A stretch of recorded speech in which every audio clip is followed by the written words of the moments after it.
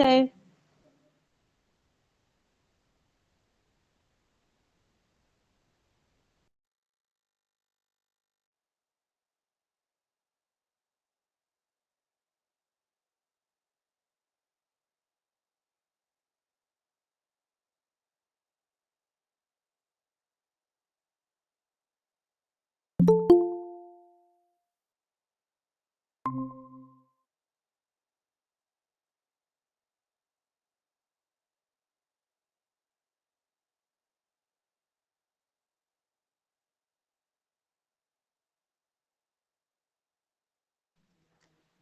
अस्सलाम वालेकुम। I am Sadia Naz, and today my topic of discussion is about diabetes. Diabetes जो है ये डिस्क्राइब करता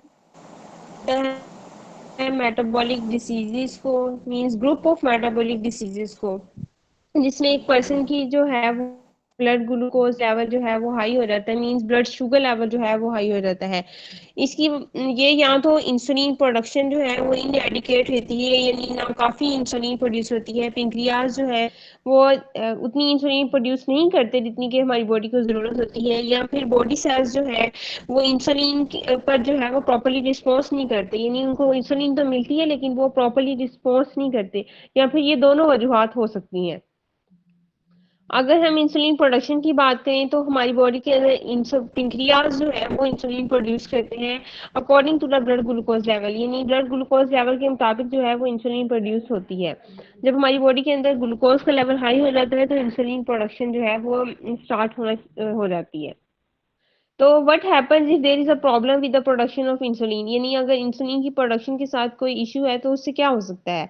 तो इससे जो है वो ग्लूकोज जो है वो ब्लड के अंदर not able to give in to the cell, जो ब्लड के अंदर ग्लूकोज होती है वो सेल तक नहीं जा पाती, और जिसकी वजह से सेल्स को एनर्जी नहीं मिलती, और वो ये एनर्जी जो है वो फैट से या फिर प्रोटीन से हासिल करने की कोशिश करते हैं। लेकिन यानी कि सेल को तो अपनी जो फंक्शन है वो परफॉर्म करने के लिए एनर्जी रिक्वायर होती है, लेकिन जब ग्लूकोज जो है वो ब्लड सेल तक नहीं जा सकती तो फिर वो फैट से या फिर प्रोटीन से ये मतलब एनर्जी हासिल करने की कोशिश करते हैं। तो जब फैट्स यूज करते हैं blood cell as energy source, तो इसकी वजह से बॉडी के अंदर कीटोन का लेवल जो है वो इंक्रीज हो जाता है।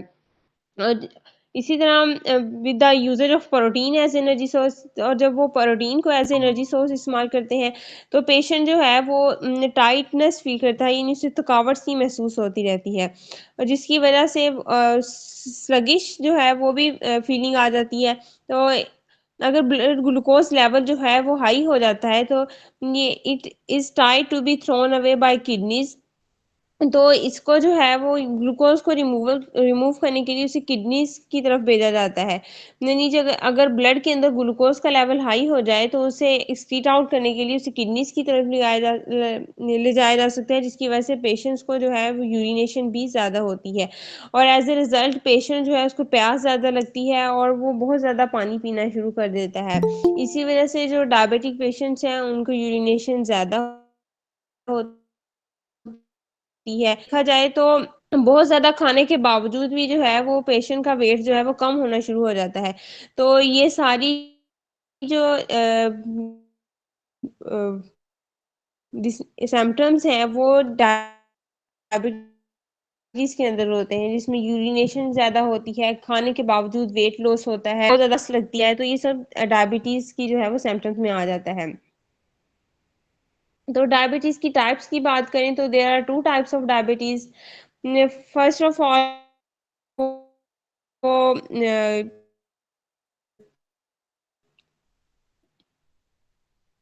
Most type one and the most common, these are others भी मेटाबॉलिज्म और बात करें तो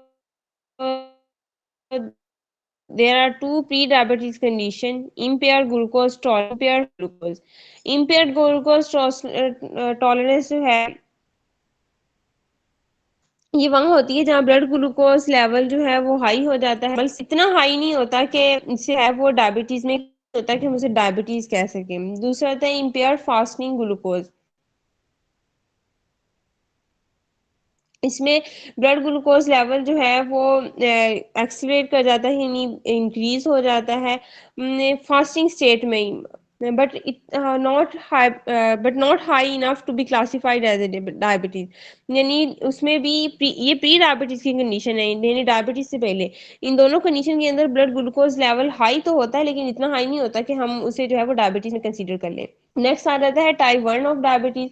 टाइप 1 डायबिटीज जो है ये ज़्यादातर चिल्ड्रन में डायग्नोस किया जाता है, ये यंग एडल्ट्स के अंदर। और ओनली 10% पीपल जो है वो उनके अंदर इस टाइप फॉर्म होती है डायबिटीज़ की। तो इन टाइप 1 डायबिटीज़ में बॉडी जो है वो इंसुलिन प्रोड्यूस नहीं करती, यानी कि बॉडी के अंदर इंसुलिन की प्रोडक्शन जो है वो कम होना शुरू हो जाती है या फिर होती नहीं है। और पेशेंट जो है जिनके अंदर टाइप 1 डायबिटीज होता है, उन्हें इंसुलिन के इंजेक्शन लेने पड़ते हैं for the rest of their life, यानी अपनी जिंदगी गुजारने के लिए वो इंसुलिन के इंजेक्शन पे डिपेंड करते हैं। और they must have ensure proper blood glucose level, उन्हें प्रॉपर ब्लड ग्लूकोज लेवल को इंश्योर करना पड़ता है, उसे मेंटेन रखना पड़ता है, जिसके लिए वो रेगुलर ब्लड टेस्ट करवाते हैं या फॉलो स्पेशल डाइट को फॉलो करते हैं। अदर टाइप 2 डायबिटीज जो है, इसके अंदर बॉडी जो है वो इतना इंसुलिन की प्रोडक्शन तो होती है, लेकिन वो इतनी नहीं होती कि प्रॉपर फंक्शनिंग में हेल्प कर सके या बॉडी सेल्स जो है वो उस पर रिएक्ट कर सकें। तो बॉडी के जो सेल हैं वो इंसुलिन पर रिएक्ट ही नहीं करते। और approximately 90% of all cases of diabetes world wide are of this type, यानी 90% केसेस जो हैं डायबिटीज के वर्ल्ड वाइड जो है वो टाइप 2 डायबिटीज होती है। सम पीपल जो हैं वो इस काबिल होते हैं कि वो टाइप 2 डायबिटीज को कंट्रोल कर सके बाय, क्योंकि उन्हें मतलब उनकी सिम्टम से पता चल जाता है, तो वो उसे कंट्रोल कर सकते हैं वेट लूज करके या हेल्दी डाइट को फॉलो करके या फिर एक्सरसाइज करके, या फिर जो है वो मॉनिटर करते हैं ब्लड ग्लूकोज लेवल को। तो ये सिर्फ चंद लोगों के अंदर होता है कि वो वेट लूज करते हैं, हेल्दी डाइट खाते हैं, एक्सरसाइज करते हैं और ब्लड ग्लूकोज लेवल को मेंटेन करते हैं, तो इससे वो ट्रीट कर सकते हैं अपने आप को। ताहम जो टाइप 2 डायबिटीज़ है ये प्रोग्रेसिव डिसीज़ है, और ये आहिस्ता आहिस्ता जो है वो ख़तरनाक सूरत हाल इख्तियार कर लेती है। और पेशेंट जो है वो एट द एंड उसे इंसुलिन लेनी पड़ती है, या तो टैबलेट की फॉर्म में या फिर इंजेक्शन की फॉर्म में। ओवरवेट और ओबेसी पीपल जो हैं उनके अंदर भी डायबिटीज़ का इशू होता है। उनके अंदर हाई रिस्क होता है टाइप 2 डायबिटीज़ का compare to those with the healthy body weight, उन लोगों के मुकाबले में जिनका बॉडी वेट जो है वो हेल्दी होता है, यानी वो ओबेसी नहीं होते, ओवरवेट नहीं होते। जैसे जैसे हम बूढ़े हो जाते हैं तब भी हमें टाइप 2 डायबिटीज़ का जो रिस्क है वो इंक्रीज हो जाता है। और वो मर्द हजरात जिनके अंदर टेस्टोस्टेरोन लेवल जो है वो कम होता है, उनके अंदर भी हाई रिस्क होता है टाइप 2 डायबिटीज़ की डेवलपमेंट का। अगर थर्ड टाइप आ जाती है, ये एडिशनल है, इस जो कि गेस्टेशनल डायबिटीज़ है, और सिर्फ फीमेल्स जो हैं वो इससे इफेक्ट होती हैं ड्यूरिंग द प्रेगनेंसी, क्योंकि इसके अंदर बहुत सारे ड्यूरिंग द प्रेगनेंसी बहुत सारे हार्मोन्स जो हैं वो प्रोड्यूस हो रहे होते हैं, तो वो बहुत ज़्यादा रोल प्ले करते हैं डायबिटीज़ की डेवलपमेंट में। Majority of gestational diabetes patients can control their diabetes with exercise and diet, exercise और डाइट से इसे कंट्रोल किया जा सकता है। जबकि अनडायग्नोस्ड और अनकंट्रोल्ड गेस्टेशनल डायबिटीज जो है वो रिस्क इंक्रीज कर देता है कॉम्प्लिकेशन के ड्यूरिंग द चाइल्ड बर्थ। और हो सकता है कि इसकी वजह से बेबी का जो साइज है मे बी बिगर हो जितना कि उसे होना चाहिए, यानी वो बेबी जो है वो ओवरवेट हो सकता है और उसके अंदर भी डायबिटीज की सिम्टम्स हो सकती हैं। अगर हम डायबिटीज की काजेज की बात करें, यानी कि व्हाट काजेज डायबिटीज, तो डायबिटीज काजेज जो हैं ये वेरी करती हैं depending upon the genetic makeup, family history, ethnicity, उसके बाद हेल्थ और इन्वायरमेंटल फैक्टर्स, यानी बहुत सारी चीज़ें इसके अंदर इन्वॉल्व होती हैं। डायबिटीज की कोई डिफाइंड काज नहीं है, बिकॉज इसकी जो काजेज हैं वो वेरी करती हैं on the individual and the type, यानी किस टाइप का डायबिटीज़ है और किस टाइप का इंडिविजुअल है, यानी किस फर्द को ये डायबिटीज़ की प्रॉब्लम है, तो ये उस पर वेरी करती है। सिम्टम्स की बात करें तो बहुत ज़्यादा थकावट फील होती है, हमेशा थकावट ही रहती है, चाहे नींद पूरी कर लें या हमें कोई काम भी ना किया हो, वैसे ही लेटे लेटे या बैठे बैठे ही जो है वो थकावट सी फील होना शुरू कर देती है। फिर फ्रीक्वेंटली फ्रीक्वेंट यूरिनेशन होती है, यानी यूरिनेशन बहुत ज़्यादा होती है, सडनली वेट लॉस होना शुरू हो जाता है। इसके अलावा कोई ज़ख्म वगैरह हो जाए तो वो जल्दी हील नहीं होता, सेक्सुअल प्रॉब्लम्स होती हैं, इसके बाद हमेशा भूख लगी रहती है, चाहे जितना मर्ज़ी खा लें। इसके बाद विजन जो है वो ब्लर हो जाता है। इसके अलावा जैसे हम कह देते हैं सुन्न हो जाना, तो हाथ और पाँव जो है वो सुन्न हो जाते हैं। फिर प्यास बहुत ज़्यादा लगती है और विजाइनल इन्फेक्शंस हो जाते हैं।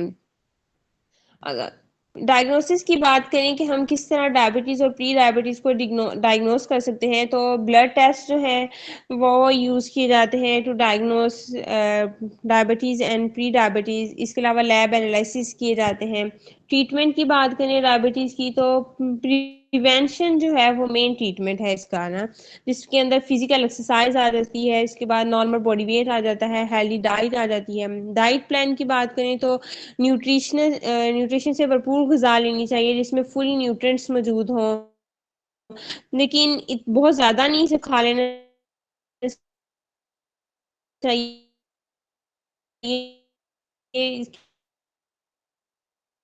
कि स्मॉल पोर्शंस जो है वो यूज़ करना चाहिए। ये नहीं कि हम न्यूट्रिएंट से भरपूर ग़िज़ा है लेकिन हम खाते ही जाएँ ना, एक नॉर्मल जो है क्वांटिटी में लेना चाहिए, बहुत ज़्यादा नहीं खा लेना चाहिए। डायबिटीज़ के हवाले से बहुत सारे मिथ्स भी हैं, ये गलत कंसेप्ट जो है वो लोगों ने अपने माइंड में बनाए हुए हैं कि डायबिटीज़ के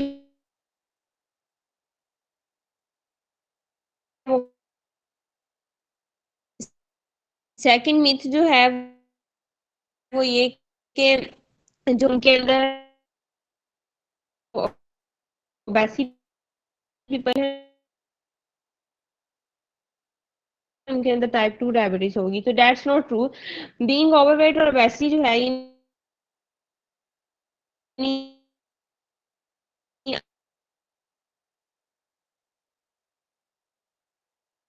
अगर हमारा वेट ज्यादा है और हम ओबेसी हैं तो उसमें रिस्क जो है वो इंक्रीज हो जाते हैं डायबिटीज। हर मोटा शख्स जो है वो डायबिटिक पेशेंट नहीं होता। इसके अलावा एक और मिथ है कि चिल्ड्रन कैन आउटग्रो डायबिटीज, यानी छोटे बच्चों को अगर डायबिटीज है तो वो उससे बाहर आ सकते हैं, क्योंकि nearly all the children with diabetes have type 1, क्योंकि ज़्यादातर बच्चों के अंदर जो है वो डायबिटीज की टाइप 1 होती है, जिसके अंदर इंसुलिन प्रोड्यूसिंग बीटा सेल्स जो हैं वो पेनक्रियास के डिस्ट्रॉय हो चुके होते हैं, जो कि कभी वापस नहीं आ सकते, क्योंकि अब वो सेल्स जो हैं अगर डिस्ट्रॉय हो चुके हैं तो वो कैसे इंसुलिन प्रोड्यूस करेंगे।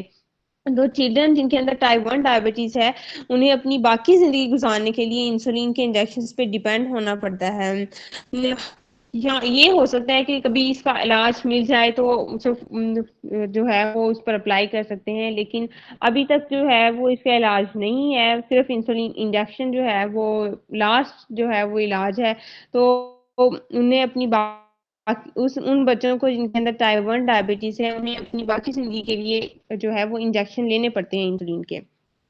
अदर मिथ ये है कि सिर्फ जो बूढ़े लोग हैं उनके अंदर टाइप 2 डायबिटीज हो सकती है, तो थिंग्स आर चेंजिंग, यानी चीजें बदल चुकी हैं। Growing number of children and teenagers have developing type 2 diabetes, यानी बच्चों के अंदर, ये टीनेजर्स के अंदर जो है वो टाइप 2 डायबिटीज हो सकती है due to explosion in childhood obesity, यानी बच्चे बहुत ज़्यादा मोटे होते हैं या फिर डाइट पुअर होती है, ये फिजिकल इनएक्टिविटी होती है, फिजिकल एक्टिविटीज़ में हिस्सा नहीं लेते, मोबाइल पे बैठे रहते हैं, गेमें खेलते रहते हैं, तो ये सारी चीज़ें जो हैं वो टाइप 2 डायबिटीज़ की तरफ वो बच्चों को, टीनेजर्स को ले जाती हैं। दूसरी बात करें तो if you have diabetes you can not eat chocolates और स्वीट्स, तो ये भी एक मिथ है कि डायबिटिक पेशेंट जो है वो चॉकलेट्स और स्वीट्स वगैरह नहीं खा सकते। तो ये गलत है कि people with diabetes can eat chocolates and sweets. जिन लोग जिनके अंदर डायबिटीज है वो चॉकलेट स्वीट्स खाते हैं, if they combine them with exercise, या तो उन्हें इसके साथ जो है वो एक्सरसाइज कर लेनी चाहिए और उन्हें as a part of healthy meal लेना चाहिए। बहुत ज़्यादा चॉकलेट, बहुत ज़्यादा स्वीट्स नहीं खाना चाहिए, नॉर्मल क्वांटिटी के अंदर जो कि हमारे लिए नुकसानदेह ना हो, उसके साथ एक्सरसाइज भी करें तो ये खा सकते हैं, ये नहीं कि बिल्कुल नहीं खा सकते। उसके अलावा ये भी सोचा जाता है कि डायबिटिक्स जो हैं वो can not eat bread, potatoes और पास्ता, यानी कि वो ब्रेड नहीं खा सकते, पोटैटोज़ नहीं खा सकते, पास्ता नहीं खा सकते। तो ये भी गलत है। People with diabetes can eat starchy foods, वो स्टार्ची फूड्स खा सकते हैं। However they must keep an I on the size of portion, यानी उन्हें क्वांटिटी पे ध्यान रखना चाहिए कि हम कितनी मिकदार में खा रहे हैं, ये हमारे लिए नुकसानदेह तो नहीं है। नॉर्मल क्वांटिटी के अंदर हम खा सकते हैं। डायबिटीज की जो डाइट है वो डिफरेंट होती है अदर पीपल से। तो diet doctors recommended healthy nutrition, तो वो हेल्थ न्यूट्रिशन जो है वो जो न्यूट्रिएंट से भरपूर ग़िज़ा होती है वो डॉक्टर्स रिकमेंड करते हैं, जो कि हर दूसरे लोगों के लिए भी उतनी मुफीद है अगर वो उस डाइट को फॉलो करेंगे कि डॉक्टर ने डायबिटिक पेशेंट को रिकमेंड की है, तो वो और दूसरे लोगों के लिए भी फायदेमंद होगी। उसके अंदर प्लेंटी ऑफ वेजिटेबल होनी चाहिए और सैचुरेटेड फैट्स जो हैं वो उसके अंदर कम होने चाहिए। तो ये जो है वो एक डायबिटिक पेशेंट की डाइट प्लान है। सम कॉम्प्लिकेशंस जो हैं वो लिंक्ड होती हैं टू बैडली कंट्रोल डायबिटीज, यानी आई कॉम्प्लिकेशंस में आ जाता है glaucoma, cataract, diabetic retinopathy and some others, ये आई कॉम्प्लिकेशंस में आ जाता है। और ये कॉम्प्लिकेशन जो है वो डायबिटीज से रिलेटेड होती हैं। फूड कॉम्प्लिकेशंस में neuropathy and sometimes gangrene which may require the food to be amputated, यानी इतना ज़्यादा इंक्रीज हो जाता है कि फिर पाँव है, ये भी डायबिटीज से रिलेटेड है। Heart problems, when the blood supply to the heart muscle is diminished, तो ये भी जो है वो डायबिटीज से रिलेटेड है। हाइपरटेंशन जो कि कॉमन है डायबिटीज पीपल में,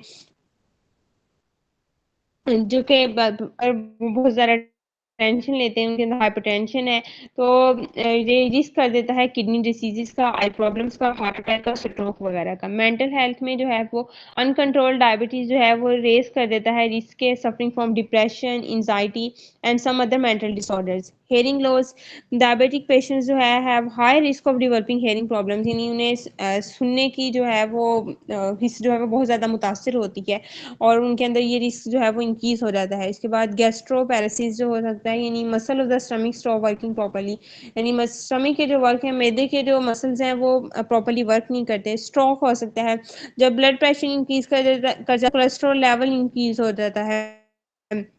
कोलेस्ट्रॉल लेवल इंक्रीज हो जाए तो ब्लड ग्लूकोज लेवल जो है उसे कंट्रोल नहीं किया जा सकता है, जिसकी वजह से ऑटोमेटिकली जो है वो स्ट्रोक के रिस्क जो है वो इंक्रीज हो जा सकते हैं। स्कूल लेवल पे बात करें कि हम डायबिटीज़ को कंट्रोल करने के लिए क्या कर सकते हैं, तो फिल्म जो है वो प्रिपेयर करनी चाहिए ताकि स्टूडेंट्स को इन्फॉर्म किया जा सके अबाउट द डायबिटीज़। उसके अलावा उन्हें हेल्दी डाइट्स और एक्सरसाइज के फ़वाइद से आगाह करना चाहिए कि किस तरह हेल्दी डाइट जो है वो हमारे लिए ज़रूरी है, और एक्सरसाइज जो है वो हमारी इस डिसीज़ से कंट्रोल में हेल्प करती है। इसके अलावा स्कूल की कैंटीन्स जो हैं उनको कंट्रोल करना चाहिए और वार्न करना चाहिए कि वहाँ पर हेल्दी फूड्स, हेल्दी ड्रिंक्स जो हैं वो सेल की जाएं rather than fast food and Fiji drinks. उसके अलावा स्टूडेंट्स जो हैं वो informed about eating, not about eating fast food, यानी स्टूडेंट्स को जो है वो ये नॉलेज होना चाहिए कि फास्ट फूड्स वगैरह खाने से जो है वो डायबिटीज़ के जो है वो कंट्रोल नहीं किया जा सकता, इससे रिस्क जो है वो इंक्रीज हो जाता है। लेकिन जो है वो लोग एहतियात ही नहीं करते और फास्ट फूड वगैरह पर ज़्यादा तवज्जो देते हैं। बच्चे जो हैं वो बहुत शौक से फास्ट फूड खाते हैं, उन्हें घर की बनी दाल रोटी जो है पसंद ही नहीं होती, वो फास्ट फूड पर ज़्यादा तवज्जो देते हैं। उसके अलावा पेरेंट्स को जो है वो इन्फॉर्म करना चाहिए about healthy nutritions and the importance of homemade foods in children bag, यानी बच्चों के बैग में जो है वो टिफ़िन वगैरह जो है वो होममेड फूड्स होनी चाहिए ताकि वो उसे खाएं और अपनी सेहत को जो है वो बेहतर बना सकें। फिर टीचर्स को जो है उन्हें स्टूडेंट्स को जो है हेल्थ प्रॉब्लम्स के बारे में आगाह करना चाहिए, उन्हें बताना चाहिए कि किस तरह जो है वो रिस्क इंक्रीज हो जाते हैं बच्चों के अंदर टाइप 2 डायबिटीज़ के।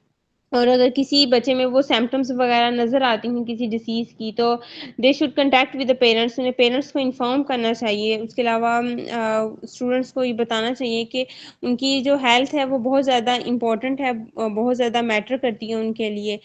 तो उन्हें इन सब चीज़ों के बारे में पता होना चाहिए ताकि वो एक हेल्दी लाइफ जो है वो गुजार सकें और डायबिटीज़ जो है इससे बच सकें। So that's all. Thank you.